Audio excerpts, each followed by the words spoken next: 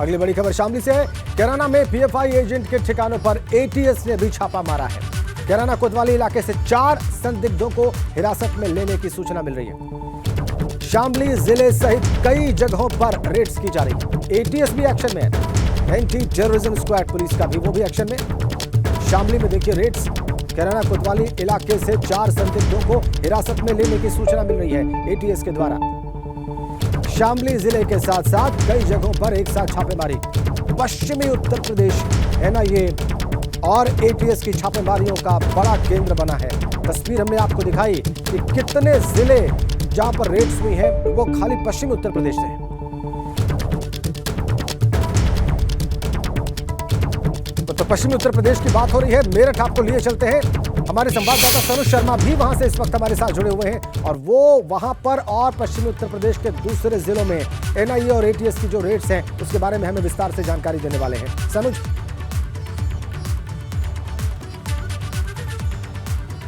हाँ देखिए, पश्चिम उत्तर प्रदेश में एटीएस और एनआईए की जो छापेमारी है वो लगातार जारी है। और सबसे पहले हमने जानकारी ये दी थी कि अगर पश्चिम उत्तर प्रदेश की बात करें तो पीएफआई के 6 सदस्यों को यहाँ से हिरासत में लिया गया है। मेरठ के लिसाड़ी गेट और सरूरपुर इलाके से 2 सदस्य हिरासत में लिए गए हैं। शामली से 4 सदस्य हिरासत में लिए गए हैं। और अब एक नई अपडेट ये भी आ रही है कि बुलंदशहर से और मुजफ्फरनगर से भी कुछ लोग हिरासत में लिए गए हैं। देखिए, इस बात से इनकार नहीं किया जा सकता कि पूरे पश्चिम उत्तर प्रदेश में पीएफआई ने जो अपनी जड़ें हैं वो बहुत गहरी कर ली हैं और यहाँ पर किसी बड़ी साजिश को अंजाम देने की पीएफआई फिराक में था।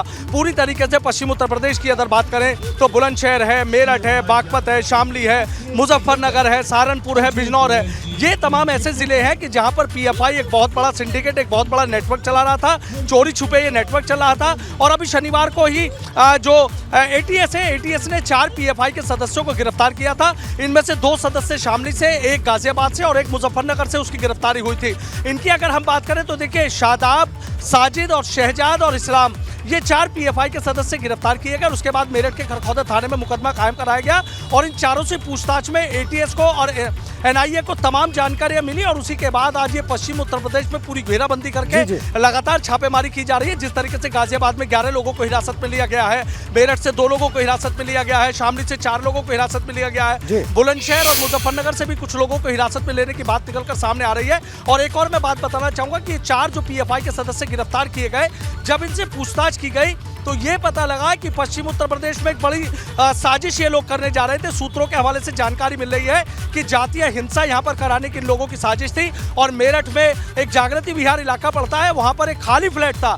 उस खाली फ्लैट में एटीएस ने छापा मारा और जब एटीएस ने छापा मारा तो एटीएस को वहाँ से जो है भड़काऊ भाषण के कुछ पोस्टर भी वहाँ से बरामद हुए, कुछ पेन ड्राइव है, कुछ मोबाइल है, कुछ साहित्य भी वहाँ से बरामद हुए हैं। और पूरा एक सिंडिकेट का एक वहाँ से कुछ लोगों के नाम भी एसटीएफ को भी मिले हैं, यहाँ से एटीएस को भी मिले हैं, एनआईए को भी मिले हैं। और जल्दी इस मामले में जो और गिरफ्तारियां वो भी हो सकती हैं। अब ये भड़काऊ पोस्टर जो पीएफआई के सदस्यों की निशानदेही पर मिले हैं, ये पता लगा है कि जागृति विहार में जो जागृति विहार एक्सटेंशन है वहां पर एक फ्लैट खाली था। गुपचुप तरीके से ये पीएफआई के सदस्य वहां पर आते थे और वहां से सीधे निकलकर शामली, मुजफ्फरनगर, सहारनपुर, मेरठ आसपास के जिलों में चले जाते थे। और एक बात और निकल कर आ रही है कि देखिए, अगर बागपत की बात करूं, शामली की बात करूं, मुजफ्फरनगर या सहारनपुर की, ये तमाम ऐसे जिले हैं कि इनसे कुछ ही दूरी पर हरियाणा की सीमा लग जाती है। तो हरियाणा में भी एक नेटवर्क इनका पीएफआई का काम कर रहा है कि जो यहाँ से इस रास्ते से सीधा हरियाणा, और हरियाणा में अगर सख्ती होती है तो यूपी में एंट्री कर जाते हैं। तो इसी तरीके से काम करना था।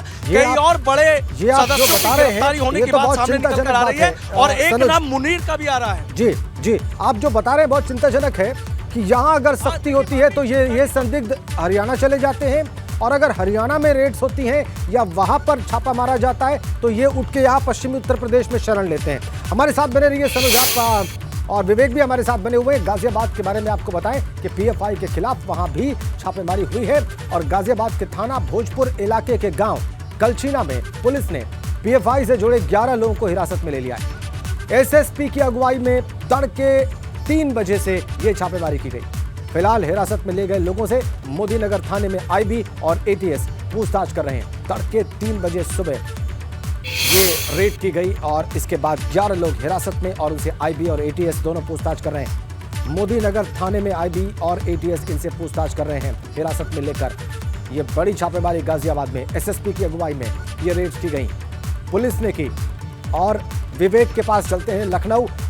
विवेक, अभी जो सनुज बता रहे थे और गाजियाबाद से जो रिपोर्ट्स हमारे पास हैं, पुलिस इन्वॉल्व है, एटीएस इन्वॉल्व है, ईडी ने शफीक से पूछताछ की है, पिछली रेड में भी ईडी इन्वॉल्व थी और एनआईए तो खैर है ही। एनआईए लगातार एक्शन में है क्योंकि मामला टेररिज्म का है, आतंकवाद का है। विवेक का इन हिरासतों के बाद आप आगे और क्या होता देख रहे हैं आप इस संदर्भ में? देखिए राजेंद्र, शफीक पायत ने पूछताछ में एक अहम जानकारी दी है। उसने एक फाउंडेशन का नाम बताया है, rehab India foundation. Rehab India foundation वो है जो देश में रहकर खाड़ी देशों में रहने वाले पीएफआई के मेंबर्स को फंडिंग करता है, यानी किसी न किसी जरिए से जो चैरिटी होती है या अन्य सोर्सेज से पैसा भिजवाता है। रेहाब इंडिया फाउंडेशन के लोग भी ईडी की जानकारी आने के बाद एनआईए से ये बातें शेयर की गई हैं और ऐसे तमाम फाउंडेशन, संगठन, एनजीओ बहुत सारे, मैंने कुछ देर पहले भी अपने दर्शकों को बताया था कि जो पीएफआई की पिछली बार बृहस्पतिवार को रेड पड़ी थी उसमें मेन जो पदाधिकारी हैं, अध्यक्ष हैं, प्रदेश अध्यक्ष हैं, जिला अध्यक्ष हैं, वो उठाए गए थे। उसके बाद जो कंटिन्यूअस रेड पड़ी है उसमें एसोसिएट्स उठाए गए थे। अब बारी है एसोसिएट्स की, यानी जो चेन बन रही है, धीरे धीरे ऊपर संगठन से चेन बन के नीचे आ रही है कि कौन कौन से उनसे जुड़े संगठन है। रेहाब इंडिया फाउंडेशन का नाम आया है। रेहाब इंडिया फाउंडेशन के बारे में जानकारी की जा रही है, कहां कहां इसके दफ्तर हैं, कार्यालय हैं, कौन कौन से लोग हैं और तमाम इनके बैंक रिकॉर्ड्स और खाते खंगाले जा रहे हैं, दस्तावेज खंगाले जा रहे हैं। इनका जो पिछला ट्रैक रिकॉर्ड है, यानी जो फाइल करते हैं अपने इनकम टैक्स और जो भी टैक्सेस के रूप में फाइल करते हैं, वो रिकॉर्ड्स खंगाले जा रहे हैं कि कहां कहां इन्होंने पैसा, आपने एक नया नाम ले लिया मनी का। विवेक, आपने एक नई बात बताई कि शफीक से तो पूछताछ हो ही रही है, रेहाब फाउंडेशन नाम का फाउंडेशन भी अब फ्रेम में है और उसके ट्रांजैक्शंस की भी जांच हो रही है। हमारे साथ बने रहें आप। एक बड़ी खबर सीतापुर से इस वक्त हमारे पास, असोडर गांव से पीएफआई का सदस्य हिरासत में ले लिया गया है।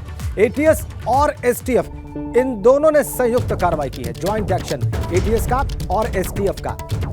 मुकीत को एटीएस ने हिरासत में ले लिया है, पहले भी जेल जा चुका है मुकीत, उसको एटीएस ने हिरासत में लिया है। यहां पर सीतापुर में ज्वाइंट एक्शन एटीएस का और एसटीएफ का, और गिरफ्तार किया गया, क्षमा करें, हिरासत में लिया गया मुकीत को, जो पहले भी जेल जा चुका है। ताबड़तोड़ छापे, ताबड़तोड़ एक्शंस, आतंक की कमर तोड़ने के लिए।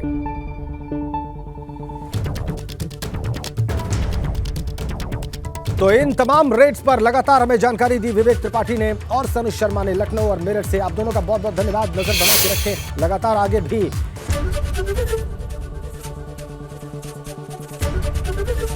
एबीपी गंगा, खबर आपकी, जुबान आपकी।